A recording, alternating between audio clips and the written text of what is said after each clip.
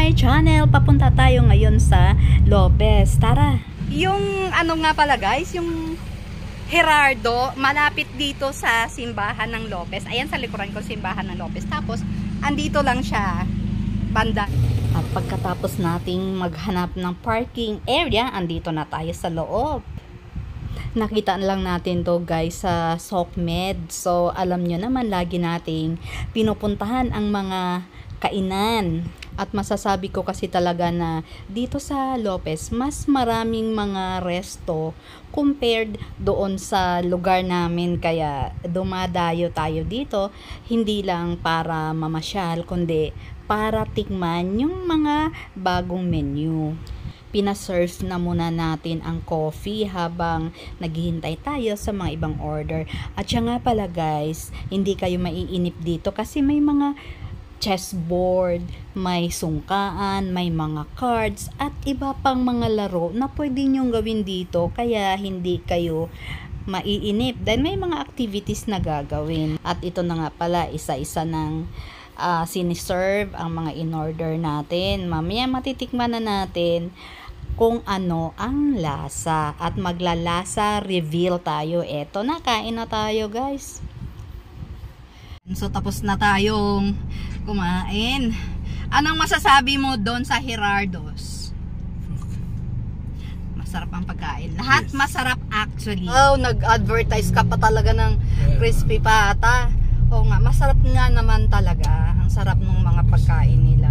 Guys, nananakbo na tayo. Siyempre sa kalsada. Nakasakay nga pala tayo. Pauwi na tayo ng bahay. So, location check. Nandito tayo sa Lopez. Pauwi tayo ng Gumaca. Nandito na nga pala kami sa bahay. Nakauwi na kami galing sa... Saan nga ba tayo galing? Sa Gerardo's Resto sa may Lopez. Of course, Quezon. Ang sarap ng pagkain nila, guys. In fairness, ang sarap talaga ng mga yung in-order namin na pagkain. No joke yun. Tapos, ang ganda pa ng ambience nila. Ang ganda ng setup ng ano nila, ng lugar nila. Kung meron man siguro akong slight na negative review ay yung CR. Kasi, di ba, kailangan talaga yun. Necessity yung CR sa bawat mga restaurant. Kasi, syempre, yung mga customer, yung mga kakain doon, maghahanap talaga ng CR yun.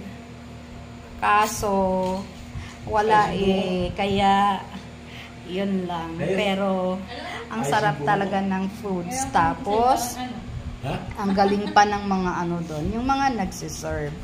Thumbs up yun. Ang galing ng customer service. Ay, meron pa pala. Another thing. Medyo, siguro yung exhaust nila ay hindi lang siguro ganun kaayos. Na pwede naman siyang i-improve. Kasi yung usok, actually yung ibang customer lumakas na yung usok. Pero okay lang naman yun. Slight, very slight lang naman yun na hindi naman nakaka-apekto talaga sa mga diners. Hindi, except na lang siguro kung katulad ko na asthmatic.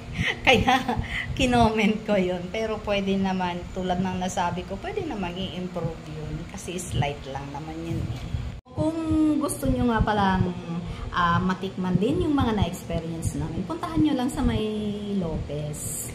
Gerardo's Restaurant. Malapit lang to sa, sa mismong downtown lang siya.